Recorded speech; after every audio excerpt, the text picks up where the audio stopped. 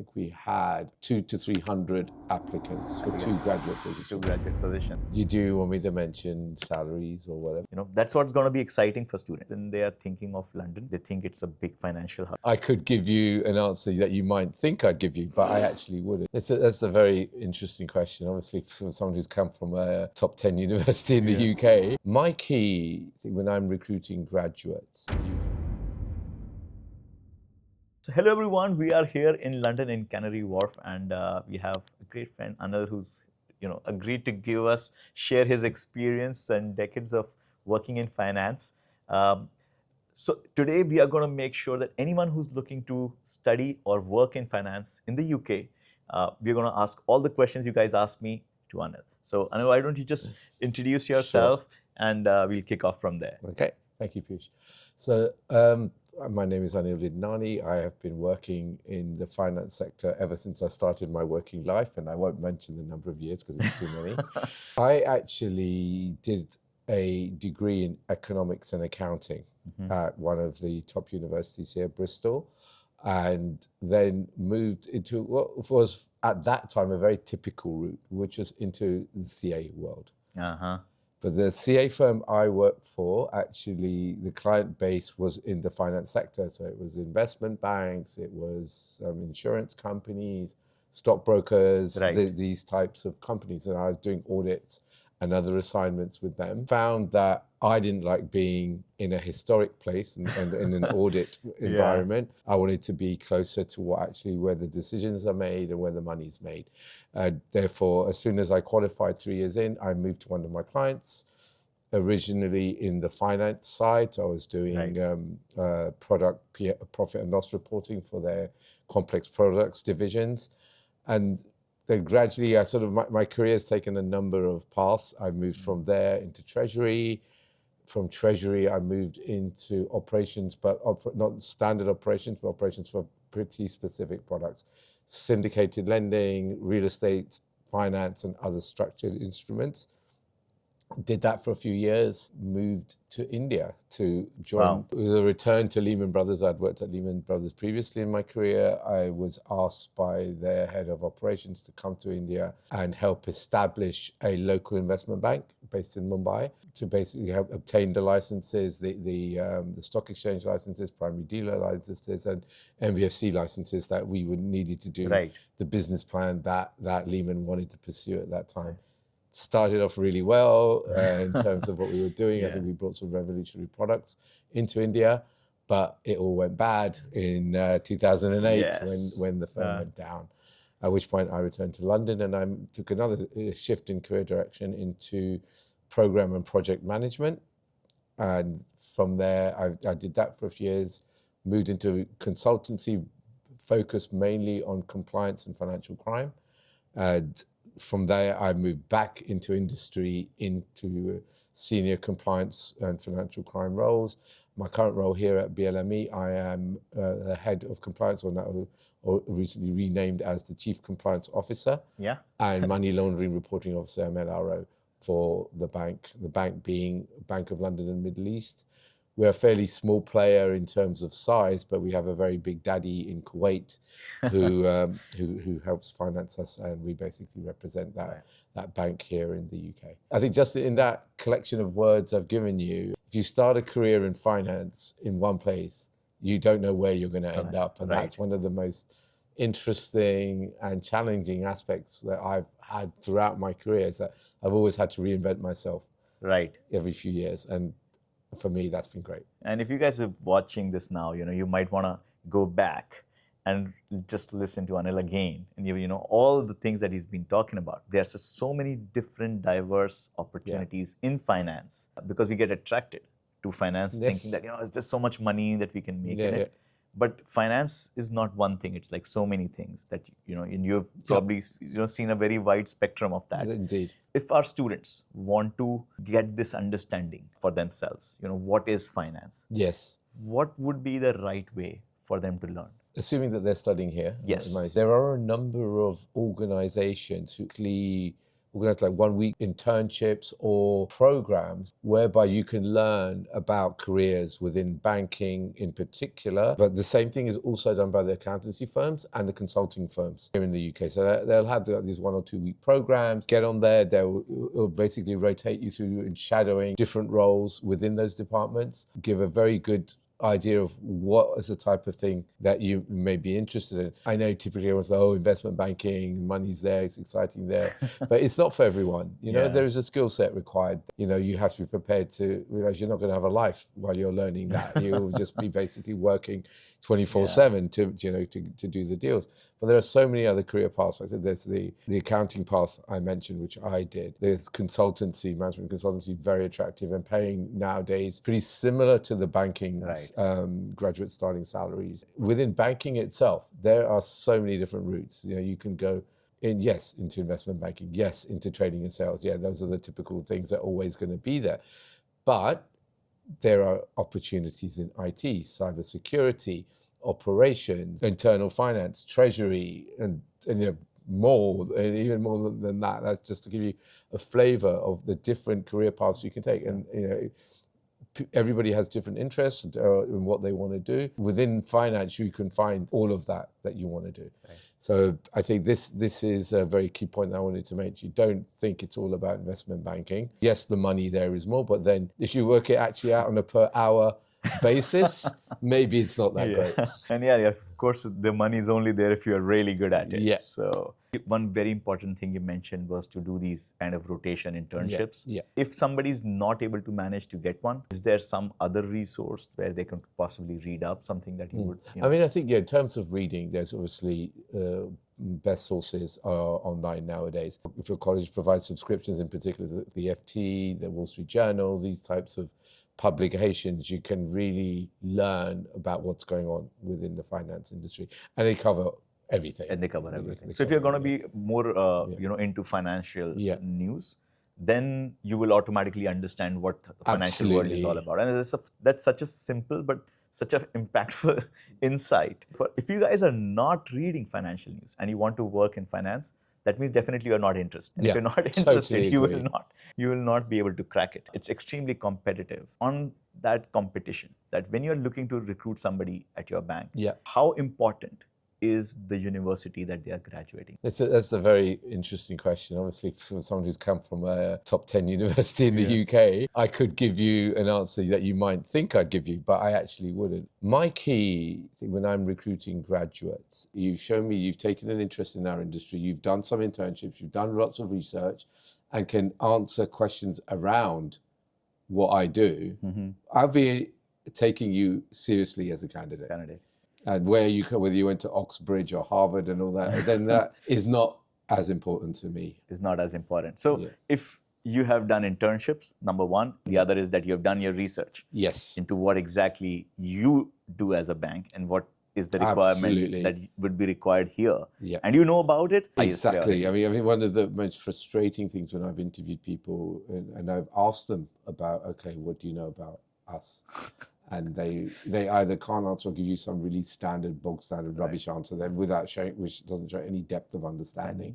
And it's almost, I would have made a decision there, you're not going forward, right? So that is, I'd be blunt, and this is how people are here. There's so many candidates coming to us. We cannot afford to waste our time, right? We need to have people who genuinely want to work and have taken a genuine interest in the institution that they have applied to. So if you open a typical position, how many applications do you usually get? In my previous company, I was looking for graduates, specifically looking for graduates, because I felt I wanted to bring people in who we can sort of, in some ways, but also who would have fresh thinking. For that position, we use a combination of LinkedIn and a couple of search firms. I think we had 200 to 300 applicants for 2 graduate positions. I've also heard from other like large firms when they put out a request or like a job requirement with the AI job application systems. They're getting thousands of applications. Absolutely. And all of them,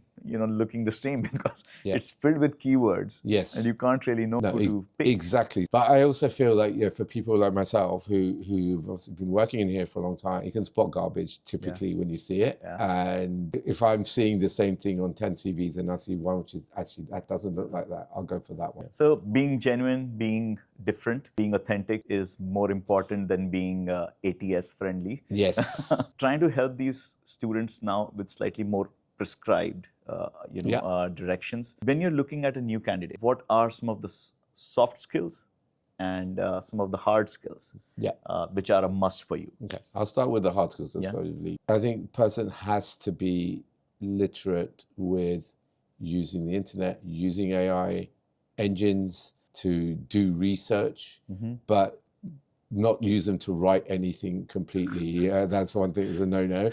But use it to get your foundation information, maybe start a draft for you, but have that intelligence and understanding to then take what you got and put it into a format that your seniors are looking for. So I think that's key. Obviously, ability to use the standard Microsoft Office suite, Excel, PowerPoint, Word. So proficiency with those applications will be very, very strong scoring for me.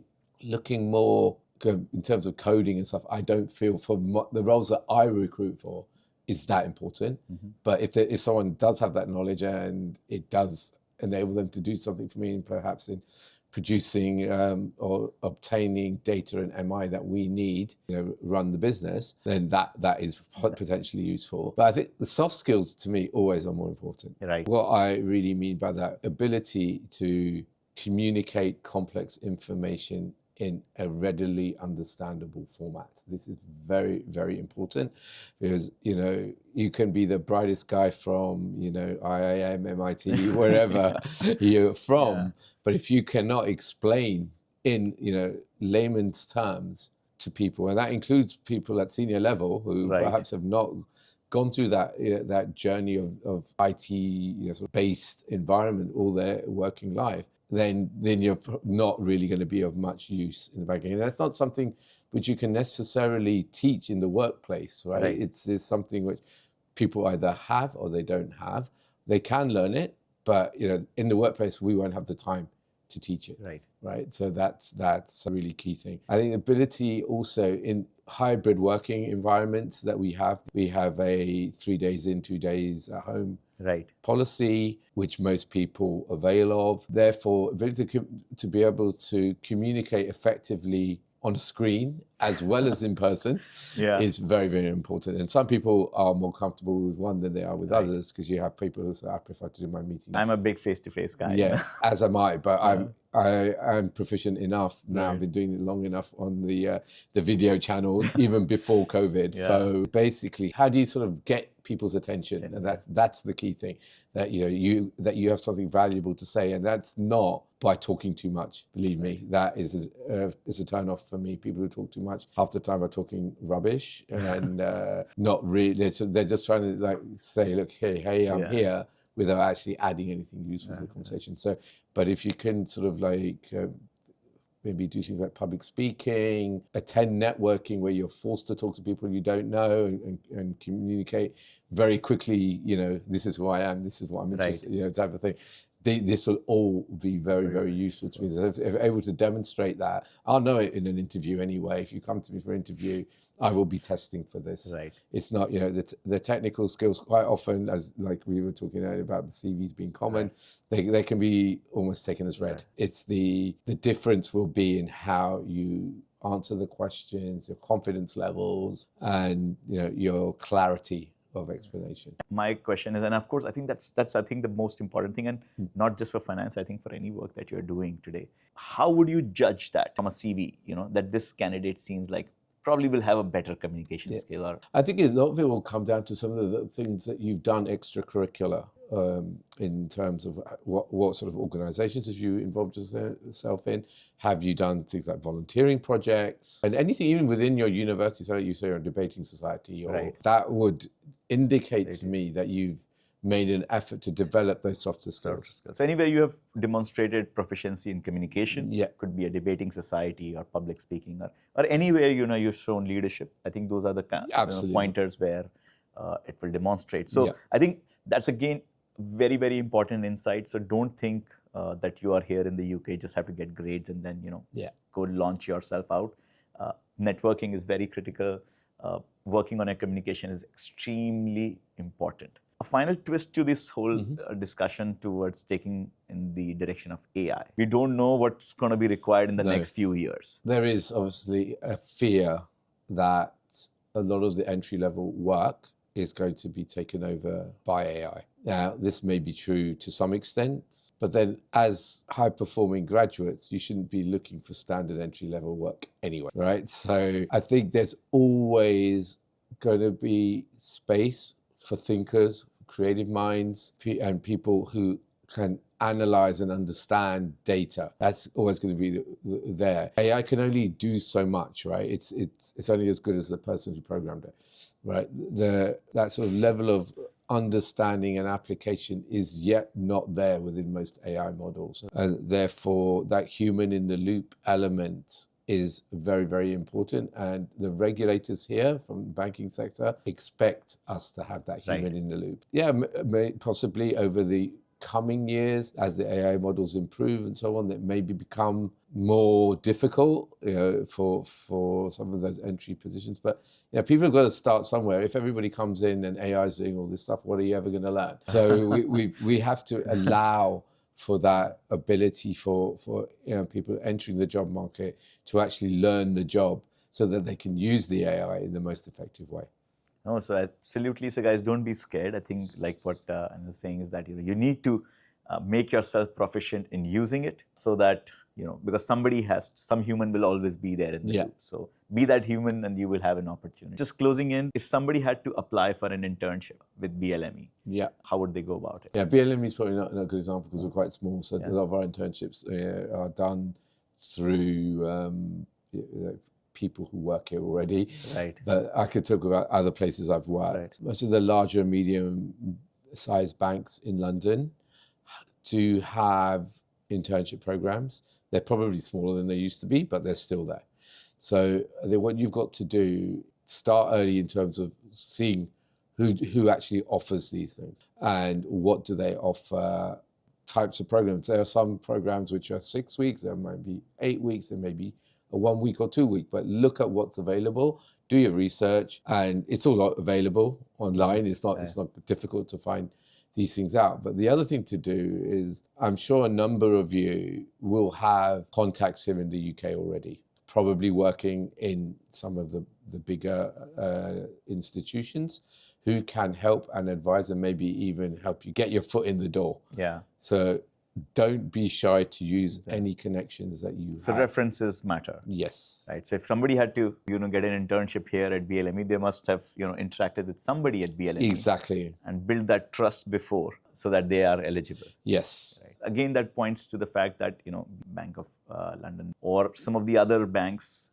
networking is going to be extremely critical. Absolutely. Because positions are few, competition is high. Yeah. And CVs are filled with garbage and standardized chat GPT. So you need to be able to build that trust, I think, which is something very critical. Thank you so much, Anil, for your time. Thank you for giving me the opportunity. And I hope this helps the students to make their decisions. Absolutely. And I think we learned so much, and getting it from somebody so senior in the industry who spent years across various financial functions.